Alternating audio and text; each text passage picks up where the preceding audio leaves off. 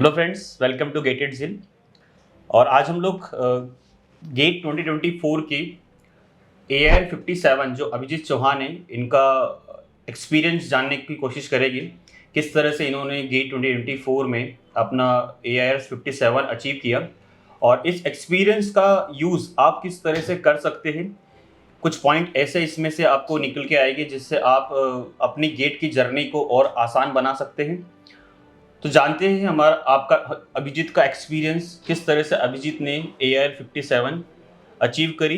अभिजीत ने third year में preparation start करी थी, थर्ड ईयर में और फोर्थ ईयर में, दोनों ईयर उसने प्रिपरेशन स्टार्ट करी थी। थर्ड ईयर में उसकी रैंक जो थी 2262 रैंक थी, AIR 2262 जो 2023 में उन्होंने गेट दिया था और 2024 में उनकी जो रैंक आई है 57।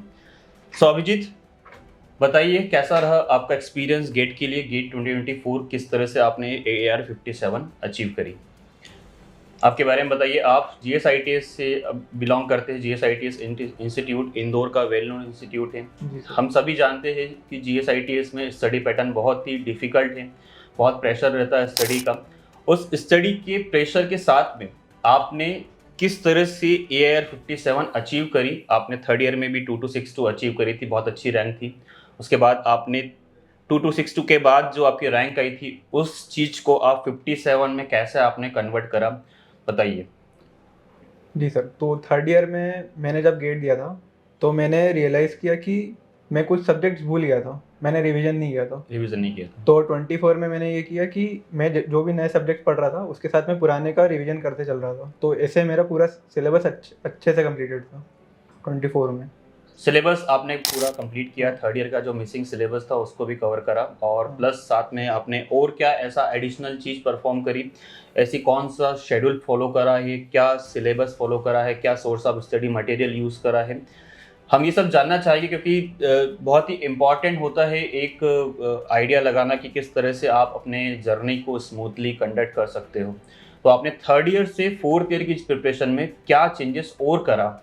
आपने तो सिलेबस तो कंप्लीट करा ही करा, बहुत सी थर्ड ईयर स्टूडेंट के सिलेबस कंप्लीट नहीं होते हैं, ऑब्वियस सी बात है। थर्ड ईयर में फर्स्ट टाइम अटेम्प्ट करने की कोशिश करते तो कुछ सिलेबस छूटता है, कुछ कंप्लीट होता है, कई बार हम टेस्ट पेपर नहीं दे पाते, कई बार हम टेस्ट पेपर दे पाते हैं। तो फोर्थ ईयर में उसको किस तरह से इम्प्रूव करा आपने, ऐसा क्या पैटर्न फॉलो करा आपने फोर्थ ईयर में। जी सर, तो थर्ड ईयर में मैं क्या करता था, मैं सिर्फ लेक्चर देख लेता था और नोट्स बना लेता था। मैं टेस्ट नहीं लेता था और क्वेश्चन भी मैं सारे सॉल्व नहीं करता था। तो 24 में मैं इस चीज़ के लिए कंसिस्टेंट था, मैं लेक्चर भी देखता था, नोट्स भी बनाता था और मैं क्वेश्चन बुकलेट से सारे सॉल्व करता था और मैं टेस्ट भी देता था और एनालिसिस भी करता था। आपने एक बहुत अच्छा पॉइंट बोला है कि फोर्थ ईयर में आप कंसिस्टेंट रहे हो, मतलब ये एक बहुत इंपॉर्टेंट पॉइंट होता है कि आप कंसिस्टेंसी बना के रखना होती है आपको पूरी गेट की जर्नी के लिए। अगर आप कंसिस्टेंट नहीं हो अपने और फोकस नहीं हो तो आपका जो रैंक है 57 वो आप नहीं अचीव कर पाते।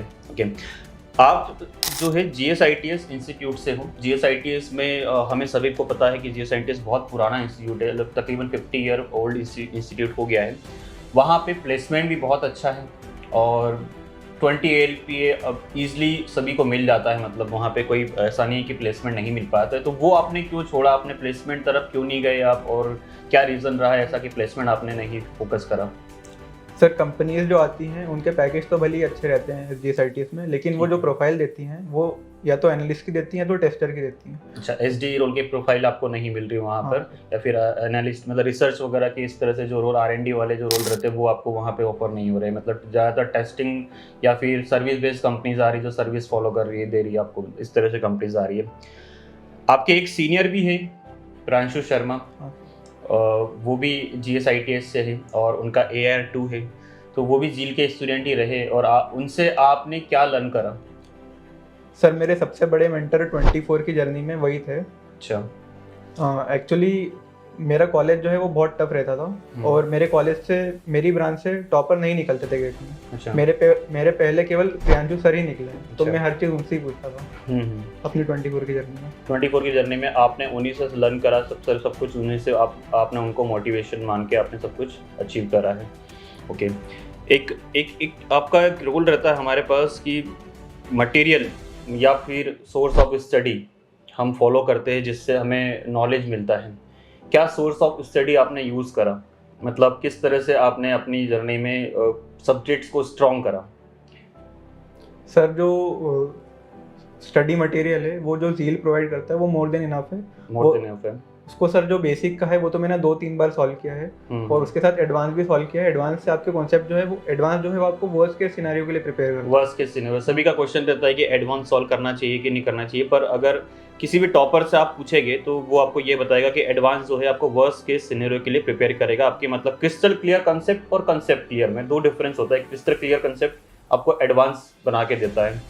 चलिए, तो हमने यहाँ पे एक चीज़ मुझे ये जानना था कि आपने किस तरह से पैटर्न क्रिएट करा है स्टडी का कंप्लीटली। जैसे हम स्टार्ट करते थर्ड ईयर से, थर्ड ईयर में आपने 2262 लेके आए, फिर आपने नेक्स्ट ईयर वापस से स्टार्ट करी। कब कौन से मंथ से स्टार्ट करी थी प्रिपरेशन स्टार्ट करना?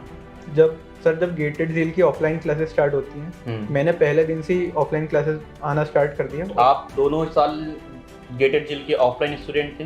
जी सर, दोनों साल था, लेकिन मैं थर्ड ईयर में कंसिस्टेंट नहीं था। मतलब ये देखिए बहुत ही इंपॉर्टेंट पॉइंट निकल के आता है बार बार कि कंसिस्टेंट होना बहुत जरूरी है। फोर्थ ईयर में इन्होंने कंसिस्टेंसी फॉलो करा है। ठीक है, तो आप क्या बता रहे थे किस तरह से फैब में आपने स्टार्ट करा, क्योंकि गेटेड झील की ऑफलाइन क्लासेस फैब में स्टार्ट हो जाती है। इस बार भी गेटेड झील की ऑफलाइन क्लासेस फैब में स्टार्ट हो गई है। तो फैब में आपने क्लासेस स्टार्ट करी, उसके बाद किस तरह से आपने सब्जेक्ट्स 1 बाय 1 कंप्लीट करे? सबसे पहले सर कोचिंग में मैम डिस्क्रीट मैथ्स पढ़ाती हैं, तो वो स्लो स्टार्ट होता है। उसके साथ आपको टाइम बहुत रहता है। उसके साथ आप एप्टीट्यूड आराम से स्टार्टिंग में कर सकते हो। और उसके बाद सर डिस्क्रीट के बाद सर मैम सी पढ़ाती है। उसके बाद सर कॉलेज की गर्मियों की छुट्टियां लग जाती हैं। अच्छा। तो गर्मियों की छुट्टी में मैथ्स चालू हो जाता है कोचिंग में। तो मैं ये कहूँगा कि गर्मियों की छुट्टी में मैथ्स कंप्लीट हो जाए तो अच्छा है। अच्छा, मतलब बिगिनिंग में ही आप मैथ एप्टीट्यूड पे आपने फोकस कर लिया था और मैथ्स के ऊपर भी आपने बिगिनिंग में ही फोकस कर लिया था। उसके बाद रिमेनिंग जो टेक्निकल सब्जेक्ट थे उसको किस ऑर्डर में आपने कंप्लीट किया और किस तरह से आपने उनको स्ट्रॉन्ग किया? सर जिस ऑर्डर में मैम पढ़ाती है मैंने उसी ऑर्डर में पढ़ा। अच्छा, उसी ऑर्डर में आपने फॉलो किया है। और मैम का जो सिलेबस रहता है वो अक्टूबर तक कंप्लीट हो जाता है। उसके बाद हमारे पास 3 मंथ बचते हैं, नवंबर, दिसंबर एंड जनवरी। तो उस 3 मंथ्स में आपने क्या क्या प्रिपेयर करा, किस तरह से आपने अपने वो जो 90 डेज़ का जो हम शेड्यूल बनाते हैं, 90 डेज़ की स्ट्रेटेजी होती है हमारे पास, फिर 60 डेज़ की होती है, फिर 30 डेज़ की होती है। तो ये जो क्लस्टर हम 3 मंथ की बात कर रहे हैं, तो इस 3 मंथ की ड्यूरेशन में आपने किस तरह से प्लान किया अपना? सर 3 महीने पहले हमारी कोचिंग में राउंड टेस्ट चालू हो जाते हैं। राउंड टेस्ट से मतलब सितंबर एंड के बाद राउंड टेस्ट चालू होते हैं, अक्टूबर से फुल लेंथ टेस्ट चालू हो जाते हैं हमारे पास राउंड टेस्ट। ठीक है, तो सर मैं राउंड टेस्ट देता गया, एनालिसिस करता गया। जो राउंड टेस्ट अच्छे नहीं आ रहे थे उनका मैंने अच्छे से एनालिसिस किया और लास्ट ईयर के राउंड टेस्ट भी दिए उस सब्जेक्ट के मैंने। मतलब लास्ट ईयर की अगर आपने मतलब 2 ईयर की आपके पास टेस्ट सीरीज हो गई थी और आपके पास 2 ईयर का मटेरियल भी हो गया था, तो आपने मटेरियल अगर हम देखें तो कितने % मटेरियल की एक्यूरेसी मतलब कितना % मटेरियल सॉल्व कर लिया था? सर मैंने कोर देखा जाए 10 सब्जेक्ट जो गेट के देखा जाए उसमें 1-2 सब्जेक्ट छोड़ के तो पूरा मटेरियल में स्टार्टिंग से आखिरी तक सारे क्वेश्चन सॉल्व करता था। सारे क्वेश्चन सॉल्व किए, मतलब हम मान सकते हैं 80% मटेरियल आपने झील का सॉल्व कर लिया था टेस्ट सीरीज इंक्लूडिंग। तो ये तकरीबन टेस्ट सीरीज इंक्लूडिंग जो मटेरियल होता है हमारे पास, तो मटेरियल की देखिए तो हमारे पास 6000 तो क्वेश्चन रहते हैं 2 ईयर के मटेरियल प्लस 6000 हमारे पास टेस्ट सीरीज से क्वेश्चन रहते हैं। मतलब टोटल 12000 क्वेश्चंस का एक पूरा बंच बनता है और उसमें से इन्होंने 80% मटेरियल को सॉल्व किया है। बहुत अच्छी बात है। ऐसी एक्यूरेसी लाने के लिए मतलब इतना % मटेरियल तो आपको सॉल्व करना ही पड़ेगा। बहुत अच्छी बात है। फिर आपने किस तरह से मटेरियल सॉल्व करा, मतलब जो भी आपने टेस्ट सीरीज आपने सॉल्व करी है, पीवाईक्यू का कितना इंपॉर्टेंस रहा? पीवाईक्यू सॉल्व करना कब स्टार्ट करा आपने? सर पीवाईक्यू जो है वो आपको सब्जेक्ट के स्टार्टिंग साथ ही कर लेना चाहिए, लेकिन मेरी ये गलती थी कि मैंने नहीं किया था, मैंने आखिरी में किया तो जैसे जैसे आप सब्जेक्ट्स कर रहे हो उनके आप टॉपिक वाइज पीवाईक्यू सॉल्व करो ताकि आपको बाद में बंच ऑफ प्रैक्टिसिंग के लिए इतना टेस्ट सीरीज भी रहती है हमारे पास, पीवाईक्यू भी रहता, तो इतना लोड नहीं रहे कि हम टेस्ट सीरीज पे फोकस करें कि पीवाईक्यू पे फोकस करें। जनरली स्टूडेंट मिस्टेक ये करता है कि पीवाईक्यू भी उसके पास 3000 के आसपास अराउंड रहते हैं, सारे प्रीवियस ईयर मिला के देखे, और टेस्ट सीरीज भी 3000 की रहती है, तो फिर वो दोनों में से किसी एक चीज़ को ही चूज करता है। तो अगर पहले से कर ले तो वो बेटर आपको एडवांटेज देता है, राइट? ओके। एक मेरा क्वेश्चन आपसे ये है कि स्टडी के बारे में, जीएसआईटीएस के बारे में हमने बात करी है, पर जीएसआईटीएस की स्टडी में बहुत डिफिकल्टी होती है कि स्टडी पैटर्न जीएसआईटीएस का प्लस गेट का पैटर्न, आपको ये दोनों को मैनेज करके चलना होता है। तो अगर आप थर्ड ईयर के स्टूडेंट हो तो किस तरह से आप स्टडी मैनेज करा आपने, और अगर आप फाइनल ईयर के स्टूडेंट हो तो किस तरह से आपने स्टडी को मैनेज करा जीएसआईटीएस में? क्योंकि जीएसआईटीएस में तो सारी चीज़ का इशू है, अटेंडेंस का भी इशू है, असाइनमेंट का इशू है, और सब कुछ जेन्युइन होता है वहाँ पे। ऐसा कुछ नहीं कि आप वहाँ पे फॉल्स असाइनमेंट भी सबमिट कर दो या कुछ भी आप उसमें कुछ कॉपीराइट का कर दो, वहाँ पे सब कुछ जेन्युइन होता है। तो किस तरह से आपने दोनों चीज़ों को मैनेज करा? सर थर्ड ईयर में जो था कि मैं कोप तो कर नहीं पाया, इसलिए मेरी रैंक अच्छी नहीं आई। वन ऑफ द अच्छा। रीजन तो ये था। लेकिन फोर्थ ईयर में मैंने एक स्ट्रेटेजी बनाई। हाँ। मैं सर ये करता था कि जो 4 वीक होते थे, जिन 4 डे वीक के 4 डेज होते थे जिनमें मंडे क्लासेस से लगती लेके ट्यूसडे तक अपने हाँ। जो 4 डेज होते हैं स्टार्टिंग के, हाँ। उसमें आप क्लासेस अटेंड कर लेते थे। हाँ, ठीक है। और सर जो वीकेंड रहता था उसमें सर मैं बाकी का काम कर लेता था, जैसे कि क्वेश्चन सॉल्व कर लेता था या टेस्ट सीरीज देता था। तो ज़्यादातर पढ़ाई में वीकेंड के 3 दिन पे ही करता था और क्लासेस में 4 दिन देख लेता था। अच्छा, मतलब आप क्लासेस देख लेते थे स्टार्टिंग के 4 डेज में, उसके बाद प्रैक्टिस करते थे आप लास्ट के 3 डेज में, और उस बीच में आप कॉलेज वर्क भी आप अपना 4 डेज में ही मैनेज कर लेते थे कि आप लास्ट के 3 डेज में मैनेज करते थे? वीक डेज में ही कर लेता था। वीक डेज में ही मैनेज कर लेते थे, बहुत अच्छी बात है। अब मैं आपसे ये पूछना चाह रहा था कि आप स्टार्टिंग से ही गेटेड जेल के ऑफलाइन स्टूडेंट रहे हैं, है ना? तो आपको ऑफलाइन ज़्यादा बेटर लगा कि आप ऑनलाइन प्रेफर करना चाहोगे कभी? सर अगर आपके पास ऑफलाइन आने का ऑप्शन है तो आप 100% ऑफलाइन ही लीजिए, क्योंकि ऑफलाइन की फील अलग होती है। ऑफलाइन में आप इंटरेक्ट कर पाते हो टीचर से, ऑनलाइन में आप डिस्कनेक्टेड फील करते हो। अच्छा, तो मतलब ऑनलाइन, मतलब ऐसा नहीं कि मैं ऑनलाइन को ये कहूँगा कि ऑनलाइन गलत चीज़ होती है, ऑनलाइन स्टडी करना अच्छा नहीं है। जो सेल्फ मोटिवेटेड रहते हैं उनको ऑनलाइन सही लगेगा, और जिनको मोटिवेशन की रिक्वायरमेंट होती है उनको ऑफलाइन सही लगेगा। आप किस टाइप के बच्चे हो? सर मुझे तो टीचर से मोटिवेशन मिलता है। टीचर से मोटिवेशन मिलता है, और इस मोटिवेशन में झील का कितना बड़ा रोल है? सर पूरा हाथ झील का ही है इसमें। तो मैम को जो मैं देखता था तो मुझे लगता था कि हम निकाल सकते हैं गेट। ऐसा, तो मतलब झील का आपकी लाइफ, मतलब जो आपने अचीव करा है इसमें झील को आप क्रेडिट देना चाहेंगे? हाँ सर, बिल्कुल। गुड। एक मैं ये जानना चाहूँगा कि टेस्ट सीरीज आपने मतलब ऐसा डिफरेंट वैरायटीज़ की टेस्ट सीरीज को फॉलो करा कि आपने कंप्लीटली ब्लाइंडली, मैं कहूँगा कि गेटेड झील के मटेरियल पे फॉलो करा, या फिर आपको ऐसा लगा कि नहीं ये सफिशिएंट नहीं है, मुझे कहीं बाहर और देखना चाहिए, या फिर प्रॉपर वैरायटीज़ ऑफ क्वेश्चन मुझे, जैसे आपने PYQ सॉल्व करे होगे तो आपको लगा होगा कि नहीं यार झील के मटेरियल में PYQ से सिमिलर काइंड ऑफ क्वेश्चंस नहीं मिले, तो आपने कंप्लीटली ब्लाइंडली, मैं कहूँगा कि आप इस गेटेड झील के मटेरियल को फॉलो करा कि आपने अलग से भी कुछ सोर्स ऑफ स्टडी यूज़ करी? जी सर। तो सर सब लोग कहते थे कि अदर कोचिंग के भी ले लेनी चाहिए, तो मैंने भी एक कोचिंग की ले ली थी। लेकिन जब राउंड टेस्ट चालू हुआ झील में तो मुझे रियलाइज हुआ कि झील के इतने टेस्ट हैं कि किसी और कोचिंग की टेस्ट सीरीज की ज़रूरत ही नहीं है। तो आपको उन टेस्ट पेपर्स में वैरायटीज मिली कि नहीं? आपको मतलब ऐसा कहीं ऐसा तो नहीं लग रहा था कि पेपर्स काफ़ी सिमिलर लग रहे हैं, या फिर मैं प्रॉपर मुझे नॉलेज नहीं मिल पा रहा है? तो मतलब ऐसा कुछ तो नहीं लग रहा था कि मैं उस लेवल को अचीव नहीं कर पा रहा हूँ, या फिर कुछ क्वेश्चंस में क्वालिटी कंटेंट मिस था? ऐसा आपको कुछ कहीं फील हुआ, ऐसा कुछ? नहीं सर, राउंड टेस्ट के पेपर में क्वेश्चन जो ऐसे आते थे कि वो टफ भी रहते थे और कुछ में इजी भी रहते थे, और शुरुआत से लेकर आखिरी तक पूरे टॉपिक के सारे सब्जेक्ट के सारे टॉपिक कवर होते थे, ऐसे क्वेश्चन होते थे। अच्छा, मैं एक चीज़ ये जानना चाहूँगा कि किस ऑर्डर में आपने सब्जेक्ट्स को प्रिपेयर करा? मतलब आपका ऑर्डर ऑफ सब्जेक्ट क्या रहा, किस तरह से, जैसे आप आखिरी तक अक्टूबर नवंबर तक आप स्टडी करते आए, तो किस ऑर्डर में आप सब्जेक्ट्स को लेके आए? जी सर। तो सर मैं फॉलो तो मैम के साथ ही करता था, मैम जिस ऑर्डर में पढ़ाती थी। तो सबसे पहले मैंने डिस्क्रीट किया। सेकेंड ईयर भी आपने इसी सब्जेक्ट ऑर्डर को फॉलो करा, क्योंकि थर्ड ईयर आपने प्रिपेयर कर लिया था, तो सेकेंड ईयर भी आप सेम फेस में ही चले? जी सर, मैम के साथ ही फॉलो किया था मैंने। मैम के साथ ही फॉलो किया था। और सेकेंड ईयर में कितने % आपने और मतलब स्ट्रॉन्ग, मतलब मैं ये जानना चाह रहा हूँ कि थर्ड ईयर से सेकेंड ईयर में जो वेटेज सब्जेक्ट को कितना दिया, कि प्योरली प्रैक्टिस पे फोकस हो गया कि अब मुझे प्रैक्टिस ही करना है? क्या क्या मिस्टेक्स आपने थर्ड ईयर में करी थी? सर थर्ड ईयर में मेरे कॉन्सेप्ट्स क्लियर नहीं थे बहुत सारे थियोरेटिकल सब्जेक्ट में, वो तो मेरे सेकंड टाइम पढ़ने में क्लियर हुआ। जैसे CN था, ठीक है, उसको 2 बार पढ़ना पड़ा। उसको 2 बार पढ़ना पड़ा। और ऐसे कोई सब्जेक्ट जिसको आपने 2 टाइम्स आपको और ज़्यादा फोकस देना पड़ा? सर वैसे कोर के जो 4 रहते हैं वो रहते हैं थ्योरेटिकल, तो उनको जितनी बार पढ़ो उतनी बार अच्छा है। तो मैंने OS भी एक बार और पढ़ा था, वो भी अच्छे से पढ़ा था सेकंड ईयर में। मैं ये जानना चाहूँगा सपोर्ट सिस्टम आपको कैसा लगा? झील का सपोर्ट सिस्टम जिसके बारे में हम बात करते हैं कि ऑनलाइन डाउट है, ऑफलाइन डाउट है, या फिर मेंटरशिप में आपको कभी ऐसी कुछ प्रॉब्लम लगी कि आपको कहीं आपको ऐसा क्या प्रॉपर गाइडेंस नहीं मिला है? सर जो मेरे कभी भी कहीं भी डाउट होता था तो 1 घंटे से ज़्यादा तो मेरे को लगता ही नहीं था कि मतलब रिप्लाई आने में। मैं ऐप पे डाल देता था क्वेश्चन, जल्दी से रिप्लाई आ जाता था। मेंटर कर देते या तो सर कर देते थे, या तो मैं इंदौर में होता था तो कोचिंग आया था। कोचिंग आया था, आप तो ऑफलाइन स्टूडेंट थे, तो आप इंटरेक्शन आपको यहाँ पे ज़्यादा होता था, हमारे साथ मैम के साथ ज़्यादा इंटरेक्शन हुआ है, तो डाउट्स वगैरह आपने वहाँ पे भी आके पूछे। तो आपको वहाँ ज़्यादा अच्छा लगता था डाउट्स पूछने में, क्योंकि डाउट्स पूछने अगर आप ऑफलाइन डाउट पूछते तो एक डाउट के साथ आपको मल्टीपल चीज़ें आंसर में मिलती है। तो एक एडवांटेज ऑफलाइन का ये भी रहता है कि अगर आप फैकल्टी से इंटरेक्शन कर रहे हो तो आपको एडवांटेज वो भी मिलेगा, अलग अलग तरीके सीखने को मिलेंगे। मैं आपसे ये जानना चाहूँगा कि आप फ्रीली एडवाइस दीजिए किस तरह से गेट CS 2025 के लिए जो हमारे स्टूडेंट्स देख रहे हैं, किस तरह से सिंगल ईयर में टारगेट करें।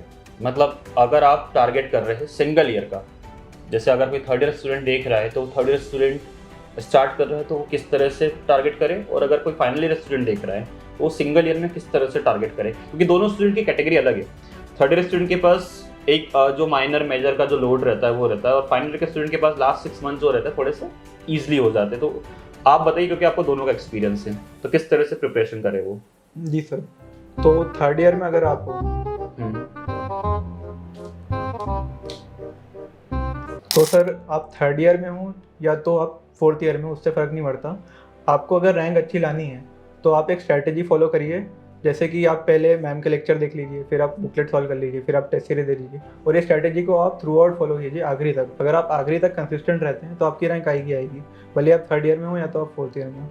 मतलब कंसिस्टेंसी मैटर करती है, मतलब आपका डेडिकेशन होना चाहिए स्टडी को लेके, और एक वर्क प्लान होना चाहिए, स्टडी पैटर्न होना चाहिए कि इतने घंटे मुझे मिनिमम लग देना ही है गेट के लिए। ये सब चीज़ें मैटर करती है गेट की एग्ज़ाम को क्लियर करने के लिए। एक मैं पूछना चाहूँगा कि गेट की एग्ज़ाम के लिए जो आपके 3 आवर्स थे, उस 3 आवर्स के ड्यूरेशन में आपका किस तरह से माइंड वर्क कर रहा था, मतलब आप किस तरह से आप प्रिपरेशन उस 3 घंटे की ड्यूरेशन को कैसे मैनेज करा आपने, क्योंकि जनरली सम टाइम ऐसा होता है कि स्टूडेंट को डिफ़िकल्ट क्वेश्चंस बिगनिंग में ही आ जाते हैं, तो वो कंफ्यूज हो जाता है, हाइपर हो जाता है, और उसकी मिस्टेक्स में और भी मिस्टेक्स कमिट करने लगता है। तो वो 3 घंटे बहुत मैटर करते हैं कि किस तरह से आप स्टार्ट करते हो। तो किस तरह से आपने वो 3 घंटे मैनेज करे, मतलब FT से शुरुआत करा था कि टेक्निकल से शुरुआत करा था, कैसे मैनेज करा? सबसे पहले तो सर माइंड फ्रेश होना चाहिए, तो मैं आधे घंटे पहले जाके सेंटर में बैठ गया था, मैंने थोड़ी मेडिटेशन किया था, तो मेरा माइंड पीसफुल था। फिर मैंने सबसे पहले FT से स्टार्ट किया, क्योंकि वो सबसे आसान होता है, तो वो आप कर दोगे तो आपका कॉन्फिडेंस बिल्ड हो जाता है। तो मैंने FT किया, मेरे से बनता गया FT बहुत आसान। गेट का FT वैसे भी इजी थोड़ा आता है, तो थोड़ा सा इजीली बन भी जाता है स्टूडेंट से, तो वहाँ से तुमको थोड़ा सा कंफर्टेबल फील होना शुरू हो गया था।